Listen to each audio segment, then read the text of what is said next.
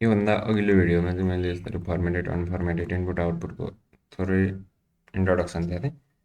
अनि त्योमध्ये अब हामी अनफर्मेटेड इनपुट आउटपुट फङ्सनहरू पढ्दैछौँ।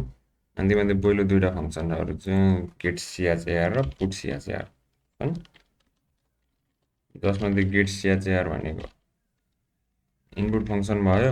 अनि त्यस्तै गरी पुट सिएचएआर भनेको चाहिँ यसैको आउटपुट फङ्सन भयो। यिनीहरूको बारेमा डिस्कस गरौँ। गेट सिएचएआर चाहिँ कुनै पनि एउटा मात्रै क्यारेक्टर इनपुट, मतलब एबिसिडी यस्तै हुने भयो, अथवा क्यापिटल एबिसिडी यिनीहरू हुने भयो। एउटा मात्रै क्यारेक्टर इनपुट लिनको लागि हामीले गेट सिएचएआर फङ्सन युज गर्नुपर्छ। अब त्यही एउटा मात्रै क्यारेक्टर कुनै क्यारेक्टर भेरिएबलमा क्यारेक्टर डाटा टाइपमा स्टोर भएको छ भने त्यसलाई डिस्प्ले गराउन हामी पुट सिएचएआर युज गर्छौँ। जस्तै मैले एउटा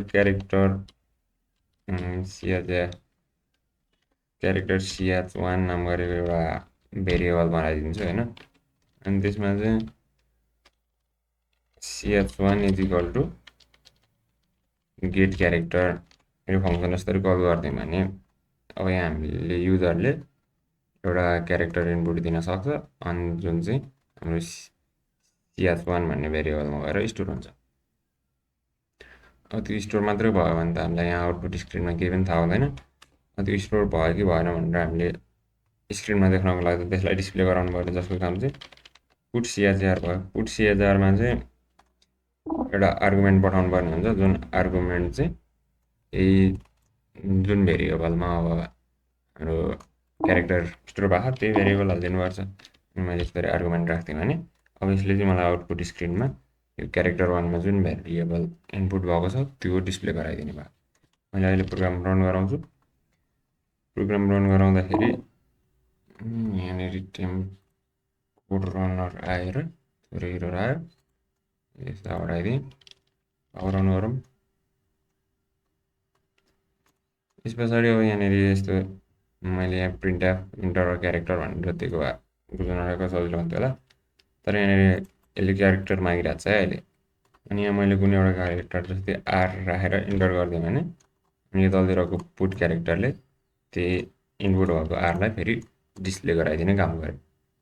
यसरी हामीले गेट क्यारेक्टर र पुट क्यारेक्टरको युज गर्न सक्छौँ। अनि यो गेट क्यारेक्टरलाई जस्तै हामीले यसरी कुनै पनि भेरिएबल अगाडि नदिएर यतिकै गेट क्यारेक्टर मात्रै राख्यौँ भने यसले चाहिँ हाम्रो आउटपुट स्क्रिनलाई होल्ड गरेर राख्ने काम गर्छ। जस्तै यदि यो मेरो गेट क्यारेक्टर केही पनि छैन, प्रोग्राममा केही पनि लेखेको छैन भने मैले रन गराउँदाखेरि त्यो रन भएर प्रोग्राम यसरी टर्मिनेट पनि हुनु भयो भने टर्मिनलमा अरू कुरा आइसक्यो। तर मैले यो गेट क्यारेक्टर यसरी राखेको छु भने मैले यहाँ रन गराउँदाखेरि यसरी आउटपुट स्क्रिन होल्ड हुन्छ। अनि त्यो दिनसम्म मैले कुनै एउटा क्यारेक्टर इनपुट दिएर इन्टर दाबिदिएँ भने मात्रै मेरो यो आउटपुट स्क्रिन टर्मिनेट हुने भयो। यो कामको लागि पनि गेट क्यारेक्टर भन्दा नि मैले भोलि अपकमिङ भिडियोमा पढ्ने गेट सिएच चाहिँ युज हुन्छ। त्यसमा चाहिँ लास्टमा इन्टर दाब्न नपर्ने भएकोले यो युज गरिन्छ, नत्र होल्ड मात्रै गर्नुपर्ने पर्पज हो भने हामीले गेट सिएचएआर पनि युज गर्न सक्छौँ। आजको भिडियोमा यति नै भयो। अब यो अनफर्मेटेड इनपुट आउटपुट फङ्सनको अरू 3टा फङ्सन बाँकी छन् क्यार, तिनीहरूको बारेमा हामी अपकमिङ भिडियोमा डिस्कस गर्नेछौँ। त्यस पछाडि हामी कन्ट्रोल स्टेटमेन्टतिर लाग्नेछौँ। धन्यवाद।